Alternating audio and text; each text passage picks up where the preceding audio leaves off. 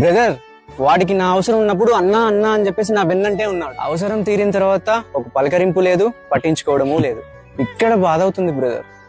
David, ఈ గొంగళి పురుగు తెలుసు కదా, దాన్ని పట్టుకోవడానికి కూడా చాలా మంది అసహ్యపడతారు.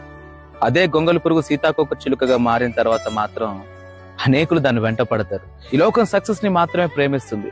సక్సెస్ఫుల్ పీపుల్ వెన్నంటూ తిరుగుతుంది. ఎందుకంటే వారి అవసరతలో వీరు ఉపయోగపడతారని.